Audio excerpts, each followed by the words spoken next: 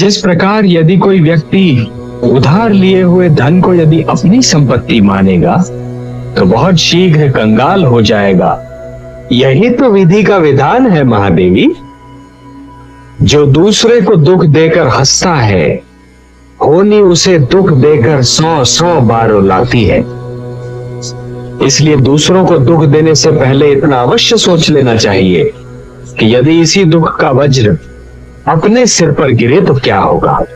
महादेवी, जिस प्रकार बिच्छू को यह ज्ञान नहीं होता कि उसका डंक केवल किसी और को नहीं स्वयं उसे भी चुभ सकता है, उसी प्रकार एक दुष्कर्मी को भी यह ज्ञान नहीं होता कि उसका दुष्कर्म स्वयं उसे भी हानि पहुंचा सकता है। महादेवी, एक ही डाली पर खिले 2 पुष्पों में से एक को स्थान मिलता है देवता के चरणों में तो दूसरे को अस्थि पर। एक ही मेघ की गोद से निकली 2 बूंदें, एक मोती बन जाती है तो दूसरी अंगारे पर गिरकर भस्म हो जाती है।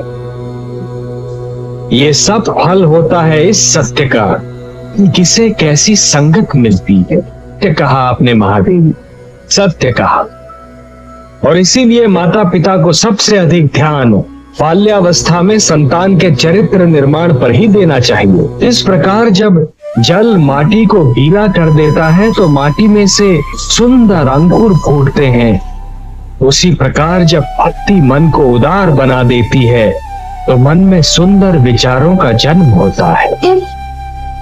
महादेवी, जिसके मन में खोट नहीं होती वो स्वयं को भी सच्चा समझता है और दूसरों को भी, और जिसे अपनी भूल का विस्मरण होता है उसे उसका दंड अवश्य मिलता है।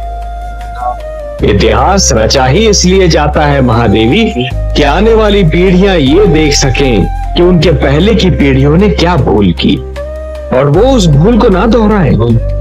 यदि दोहराती है तो दंड पाती है, दुख झेलती है।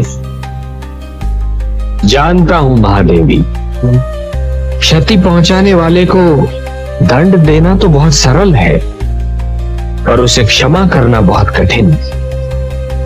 और जो क्षति पहुंचाने वाले को क्षमा कर सकता है वो तो पूजनीय है। कमल नयन, उत्सव वो है जो आत्मा को शांति दे, जो सारे नगर का जीवन अस्त व्यस्त कर दे, जिसमें मदिरा पीकर अपनी सुध-बुध खो बैठे। वो उत्सव नहीं, कोई हुड़दंग है। परिवार क्या है प्रभु, मुझे इसका ज्ञान दीजिए। परिवार वो है वत्स जो जीने का उद्देश्य देता है, मानव को ये बताता है इस संसार में क्यों जिया जाए, किसके लिए जिया जाए। और संसार